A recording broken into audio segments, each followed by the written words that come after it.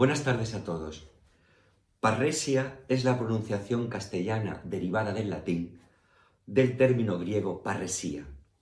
El vocablo tiene varias acepciones, pero probablemente la más usual sea la más obvia a partir de su etimología. La palabra está formada por el adjetivo paspasapan, que significa todo, y por el sustantivo resis, que suele traducirse por habla, expresión o discurso. En consecuencia, el sentido más directo de parresia es decirlo todo, hablar con franqueza o simplemente libertad de expresión. Por ello no debe extrañar que el historiador Polibio relacione la parresia con la democracia, ya que sin libertad de expresión no hay democracia, ni por supuesto igualdad política o isegoría, como se dice en griego.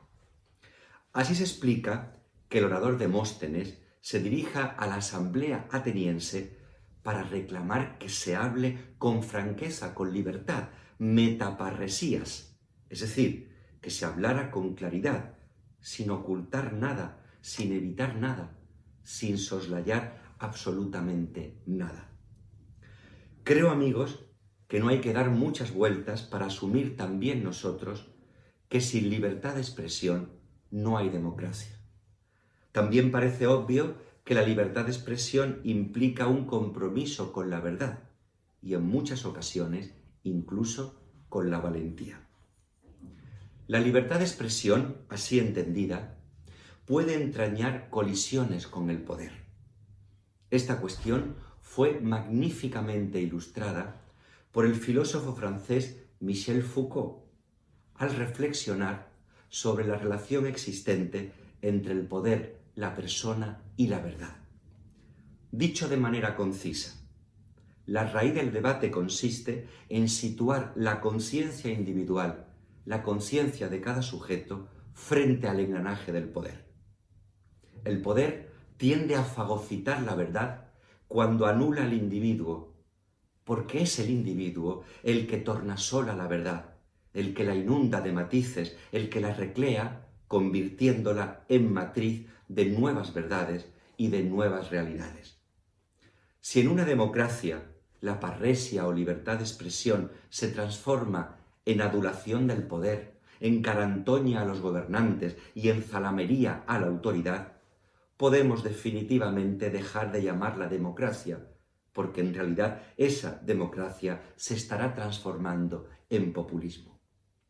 La señal más clara de ese proceso es cuando las hordas de políticos balbucientes se enfrentan a la gramática, porque para ellos no existe más realidad que su férrea y empecinada ideología. Por ello la espontaneidad de la ironía, la franqueza del habla, la etimología misma de las palabras suponen un estorbo para su proyecto de convertir los amplios océanos de la libertad en un rinconcillo lóbrego de 3 frases hechas y un argumentario de cocina. Esta era la situación de Roma en tiempos del historiador Tácito, desde la segunda mitad del siglo I al primer tercio del siglo II. En su Diálogo de los Oradores podemos leer lo siguiente en traducción de José María Requejo Prieto, editada por Gredos.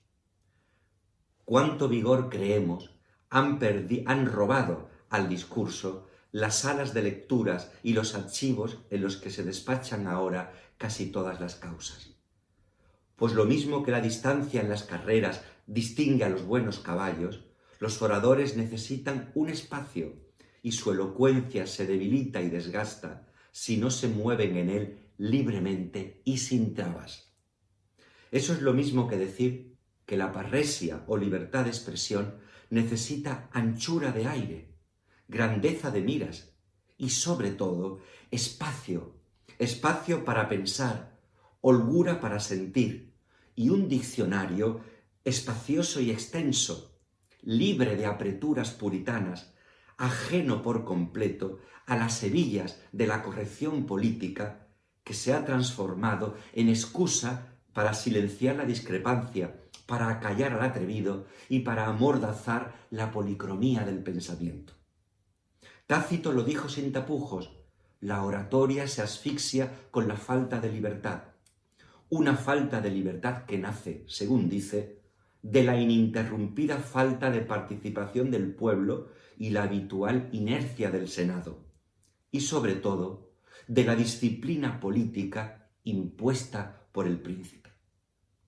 Por decirlo en términos de nuestros días, la trepanación de la conciencia individual en pro del interés grupal o colectivo, la inercia de los gobernantes domesticados por ideologías de eslogan y por frases publicitarias, y sobre todo, la obstinada adhesión a idearios dogmáticos, doctrinados y extremistas, han atrancado las puertas del libre pensamiento con los grilletes de una corrección fingida.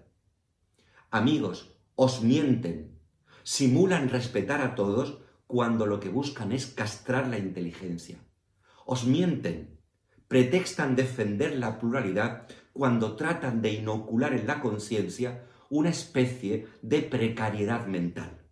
Os mienten, alegan que os alimentan con sus sopas de soflamas triviales cuando quieren envenenar vuestra autoestima para que dejéis de pensar por vosotros mismos y veáis en ellos el custodio de vuestros derechos. Amigos, tened coraje para comprometeros con vosotros mismos. Abrid vuestras conciencias y asumid que las palabras son vuestra verdad. Corred el riesgo de pensar por vosotros mismos y no adocenéis vuestros vocablos.